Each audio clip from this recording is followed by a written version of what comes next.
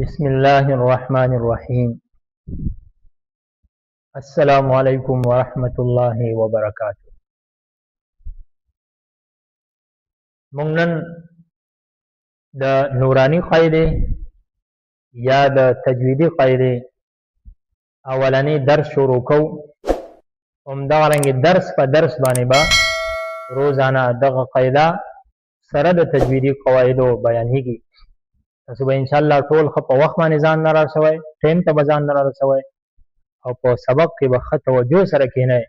خپل لیکل کو په بورډ باندې تاسو ته لیکلو شي، د دې باندې به ګورئ ځان غافله کوئ نه.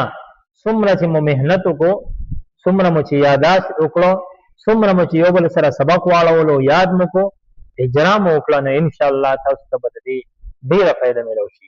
او بیا خصوصا دا درسونه د ناظرې والا لپاره ناظره شروع کړي، بیا خاص کر چې ناظره ختم کې حفظ شروع کړي، نو بیا بالکل لازمي ده چې خپل حروف برابر کړي او حفظ یادولو ته او دارنګ تلاوت سمیدو ته چې کوم نه جوړ شي. بیا حافظان بعضی داسې چې هغه حروف برابر نه وي، قواعد ورته یاد نه وي، دا درسونه ډېر لازمي دي.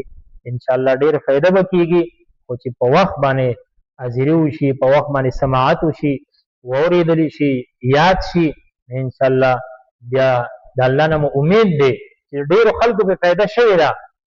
نو چې چا واورېدل نو فایده به کېږي. نو دا به سوال تاسو ته چې غیر حاضري به نه کوئ. موږ به دا قاعده شروع کوو. اول درس موږ به د سر نه وایو. په دې کې به زموږ طریقه د نورو چې څوک وایي د هغې نه به لږ معمولي مختلف وي. نو د هغې طریقه دا ده چې د ما سره لاس کې فلحال نورانی قاعده ده. دا نورانی قاعده دا وینئ تاسو، دا نورانی قاعده دې کې دا حروف دي، د دې الف نه تر یا پورې دا حروف دي. دې په سر کې لیکلي دي تحتی نمبر 1، تحتی نمبر 1 اول. نو دې په سر کې لیکلي دي حروف مفردات. څه شي؟ حروف مفردات.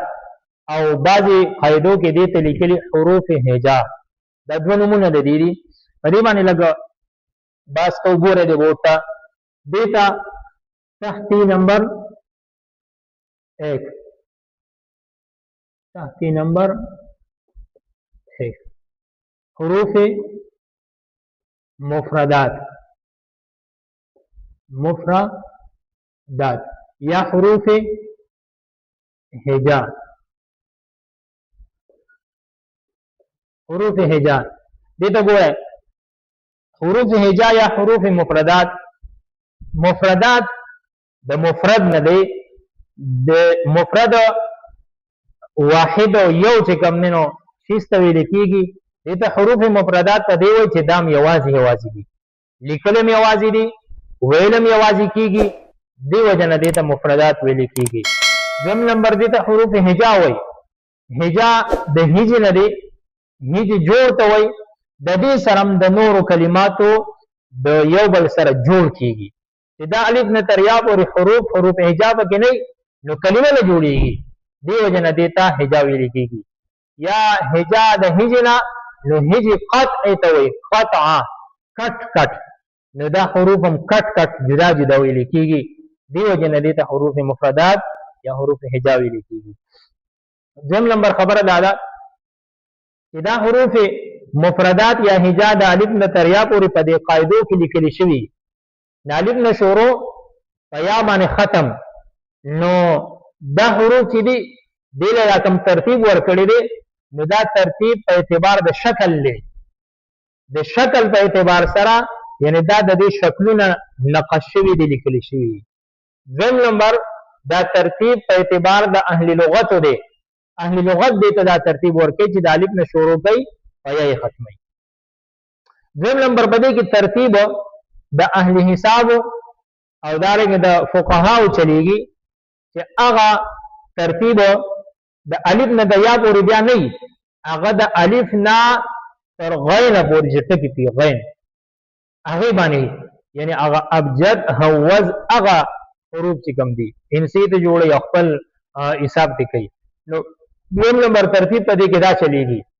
او دریم نمبر ترتیب په دې کې ترتیب صوتی وته وي او د تجوید والا ترتیب متویل کیږي هغه صوتی ترتیب چې आवाज څنګه د دې جوړیږي څنګه به دا حروف ادا کوي او تجوید والا دا څنګه استعمالي د تجوید والا دا استعمالي او شروع کوي د منع په ابانه د منع په ابانه یعنی اول د شوندو نه شروع کی میم د شوندو نه ادا کیږي بیا با واو بیا داسې فا طا دال تا وا دال سا داسې په شاروانی تر دې پورې چې حمزه ها ته ورسي ا ما داینه شروع شي په ابانه دا به بل ترتیب چلیږي دوی جن موږ با د دې حروف شکلن دي جنو او د دې حروف आवाज به مزد کو ځکه زمونږ د پاره په تجوید کې په تلاوت کې په قران کې په دې کې موږ ته بره आवाज پکاريږي نشاندهي موږ ته د دې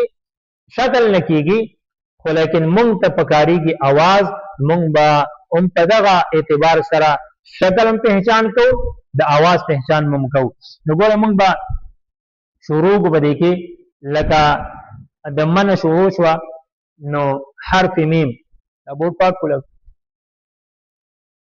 ګوره ښا حرف میم اول راواخله حرف میم دې ته ګوره یا حرف میم چې مونږ پیژنو د دې لپاره به مونږ یو ټیبل جوړ کړو هغه ټیبل کې به مونږ د دې شکل مو پیژنو داغه आवाज مو پیژنو د نوم مو پیژنو ګوره یو ټیبل مونږ جوړ کو تر مراد غلا اول مولی کو شکل درم مولی کو نوم درم مولی کو आवाज وېګه یو شکل یو نوم یو आवाज نو موږ وایو چې د دې میم شکل څنګه دی نو موږ به د دې شکل او پیژنو چې یو په دې اعتبار سره د دې شکل راځي یو داسې راځي یو داسې راځي داسې چې مخکې حرف سره لګیدلی شاته سره لګیدلی دا د دې شکل دی او بیا د دې نوم څه شی دی نو کوم خیال د دې شکل سره چې ما تاسو ته وی چې دا شکل ترتیب دی د دې شکل سره برا وړو کوم د کې میم یا میم لیکلي دا د دې نوم دی یعنی د دې سره دا ادایګي کیږي دې ته مطلب دی باندې په دې نوم باندې دې ته आवाज کیږي نو دا غي نوم مولي کوم میم دا د دې نوم شو دا د دې نوم شو او د دې आवाज ما څه شي ما مثالونو سره بدلې مونږ وضاحت کو چې مونږ شکل مو پیژنو د دې आवाज مونږ پیژنو لکه پرستا مثال زبر زیر پیش ارس پر راتلی شي زبر زیر پیش او دارنګ تنوین ارس پر راتلی شي ګوره وتا منع نع دلته زمونږ د دې نمونږ پیژنو چې دا میم دی لکه دغه شکل باندې استعمال شوی دی ولیکن دلته هغه شکل او نوم نه دی بلکې دلته आवाज دی چې ما نا ها دارنګ په مینس کې راشي سا می ها زیرم شو او مینس کې شو سا می نو می ما می سا می ا اخر کې راشي لکه